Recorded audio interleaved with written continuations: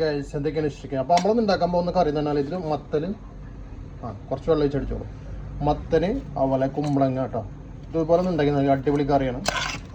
മത്തൻ, കുമ്പളങ്ങ, പച്ചമുളക്, തക്കാളി, ഒരു സവാള അരിഞ്ഞിട്ട് കുറച്ച് വെള്ളം ഒഴിച്ചിട്ട് നമ്മളൊരു ഒരു 5 വിസിലൊക്കെ ഉണ്ടാവും വിചാരിക്കാം. അതായത് വേവുന്ന വരെ ഒന്ന് അടിക്കുക. അങ്ങനെ ഫൈൻ പേസ്റ്റ് ആക്കണ്ട, ഒരു ഏവറേജ്. ഓക്കെ, ഒന്ന് വെന്ത് കിട്ടിയാൽ മതി കേട്ടോ. പറയാം. അപ്പോൾ നമ്മൾ ചോറിനായിക്കോട്ടെ. തേങ്ങ അരക്കാൻ വേണ്ടി തേങ്ങ പൊടി എടുത്തിട്ട് കുറച്ച് കിട്ടുള്ളൂ.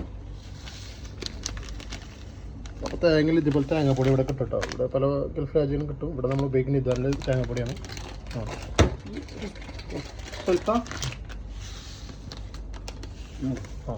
ഇദ്ദേഹത്തിന് അടി അത്യാവശ്യം നല്ല അടിയാണ്, തിരിച്ചിട്ടൊക്കെ അടിക്കുന്നതാണ്.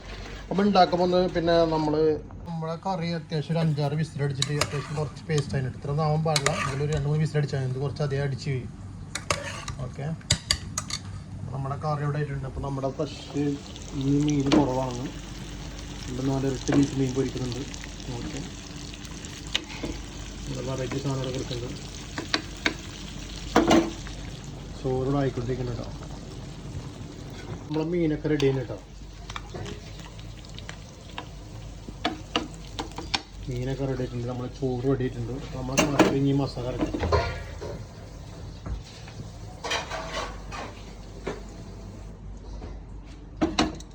കറിക്ക് നമ്മൾ കുറച്ച് മല്ലിപ്പൊടിയും മഞ്ഞൾപ്പൊടിയും ഇട്ടിട്ടുണ്ട്. അപ്പോൾ നമ്മൾ കറിയിൽ കുറച്ച് തേങ്ങ അരച്ച് വെച്ചിട്ടുണ്ട്. തേങ്ങയിൽ കുറച്ച് ജീരകം ഒഴിച്ചിട്ടുണ്ട്. നമുക്ക് കുറച്ച് വെള്ളം ഒഴിക്കാം. എന്നിട്ട് ഒരു മിനിറ്റ് ഒന്ന് കത്തിക്കട്ടോ. നന്നായിട്ടൊന്ന് പതപ്പിക്കരുത്, ചെറിയ ചൂടിലൊന്ന് കത്തിയാൽ.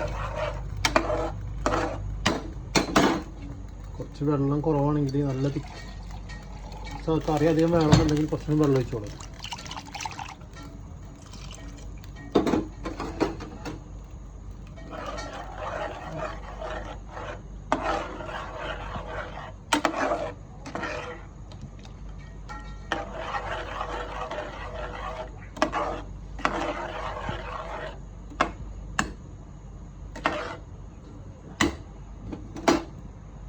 കറിയിൽ കുറച്ച് കടുക് പൊട്ടിക്കണം. ആദ്യം കുറച്ച് ഓയിൽ വെച്ചിട്ട് കുറച്ച് കടുക് ഇട്ട് കൊടുക്കാം.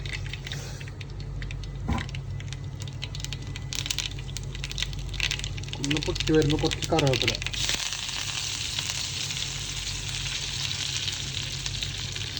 പിന്നെ കുറച്ച് മുളക് ഇട്ട് കൊടുക്കുക. നമ്മളെ കയ്യിൽ ചുവന്ന മുളകിലാണെങ്കിൽ പൊടിയുള്ളൂ കേട്ടോ. ക്രഷ് ചെയ്ത മുളകുണ്ട്. ഒന്ന് ചൂടാക്കിയിട്ട് കറിയിൽ ഒഴിച്ചു കൊടുക്കാം.